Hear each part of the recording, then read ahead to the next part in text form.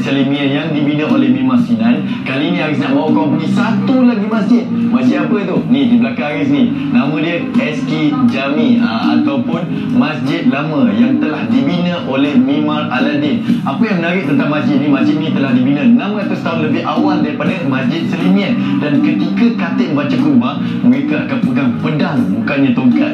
Menarik kan? Jadi jom kita explore SK Jami.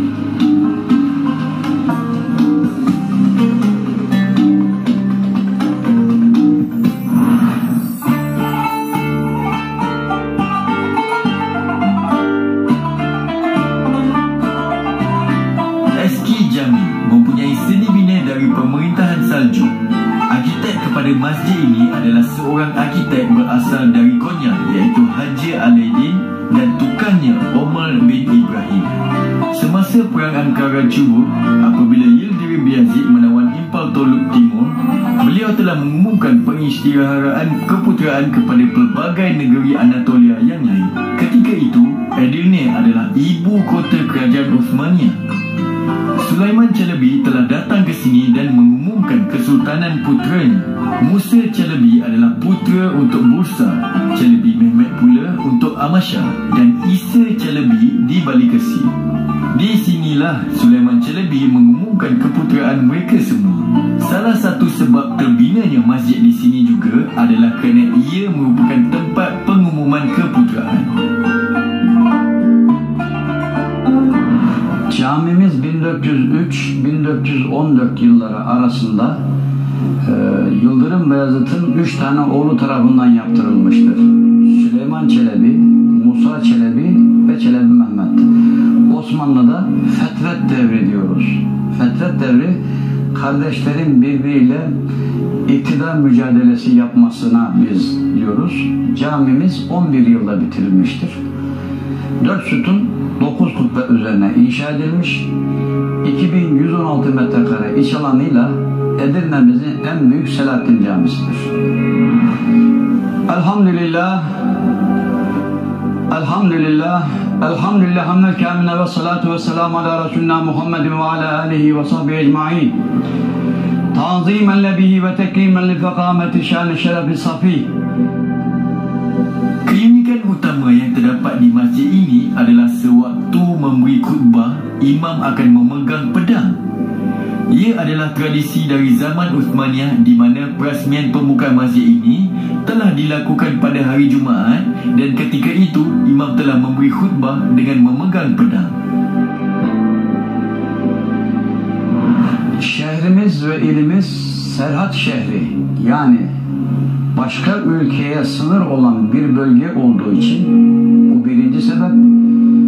3. Ahmet, 3. Mustafa ve 2. Ahmet olmak üzere 3 tane sultan, şehzade kılıç kuşanma törenleri bu camide yapılmış. Cuma günü yapılıyor. Cuma günü hem şehzadenin elbisesi dualarla giydiriliyor, kılıcı kuşandırılıyor. Şehzade ilk hutbesini mesela Cuma'da irad ediyor. Kılıcını bu şekilde kaldırarak o şekilde dua ediyor. Şehzade de ilk cumasını kıldırmış oluyor. Sağ eliyle kılıcı tutarsa karşı tarafa, yani düşmana karşı hiddetini ve şiddetini belirtiyor. Yani savaşa hazır olduğunu. Sol eliyle tutarsa barışı sembolize eder kılıç. SK Jami atau Masjid Lama ini tidak terkecuali dari penggunaan seni khat di dindingnya. Terdapat 3 jenis khat yang ada di masjid ini, iaitu sulus, talik dan kufi. Setiap ukirannya mempunyai maksud yang tersendiri. Eski bu caminin, Ulu Cami'nin yazısı Üç Şerife'nin ana giriş kapısı meşhurdur. Çeşitli stillerde silüs, talik, küfi hat sanatı üzerine yazılar var, dikkat ederseniz. En mesela önemli yazılardan biri, burada 2 tane vav var. Karşıda gördüğünüz gibi. 2 vava dokunmayınız diyor Resulullah Efendimiz. Biri valideynin ve harfi, biri de vakfun ve harfi. Valide demek anne demek, valideyn ana baba demek. Ana baba haklarını koruyunuz. Bir de toplum adına, millet adına vakfedilmiş malları, köprüdür, çeşmedir, imarettir, hamamdır, camidir. Bunları koruyunuz. Onlara kol kanat geriniz. Bizde vakıf çok önemlidir. Ondan dolayı 2 tane vav kalp şeklinde nakşedilmiş. Böyle bir şey var, güzellik var. Vavlar bizde Osmanlı'da çok önemlidir. Tek vav çocuğun anne karnındaki duruş pozisyonundadır. Önemlidir. 2 vav da hem kalbi temsil ediyor, hem orada maşallahu teala kase içerisinde yazılı ve her ne kadar dinsiz olduğunu iddia etse de kişi sonuçta kalbinde Allah vardır. Ondan dolayı bu önemlidir. Hemen burada vahid, ehad ve Allah yazısı vardır. Tek ve bir olan Allah.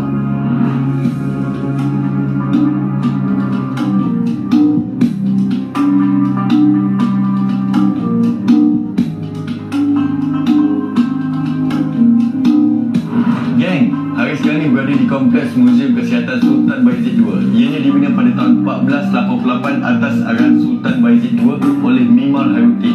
Namun apa yang menjadikan hospital ini tidak lagi berfungsi selepas peperangan Balkan, dan hospital ini dahulu kala digelar sebagai Darul Shifa semasa zaman Umayyah.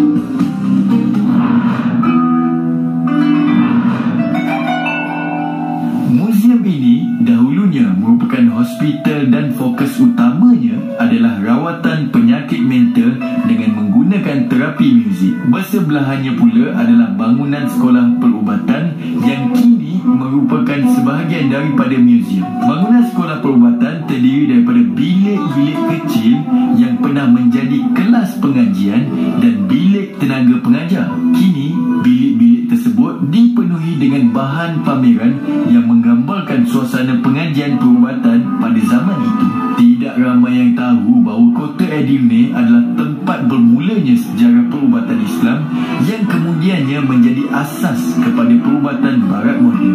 Ini pula gambaran kumpulan pemuzik yang menghasilkan muzik sebagai terapi untuk pesakit mental pada era pemerintahan Sultan Bayezid II. Para pelawat berpeluang mendengar muzik tersebut yang dipasang melatari suasana muzik.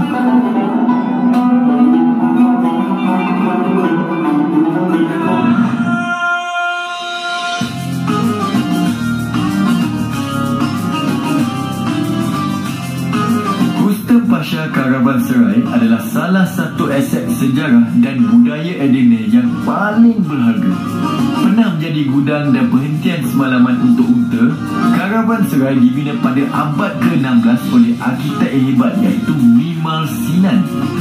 Ia telah dipulihkan dan ditukar menjadi sebuah hotel yang menyediakan lebih kurang 150 bilik pada tahun 1972.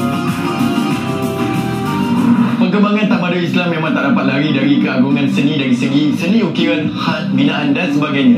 Jadi marilah kita sama-sama memelihara tinggalan sejarah yang kekal sehingga kini. Alhamdulillah, dan kita telah pun sampai ke penghujung rancangan. Terima kasih kepada semua penonton yang telah pun menonton untuk episod kali ini. Moga kita dapat jumpa lagi di episod yang akan datang dalam Mimar Gule-Gule.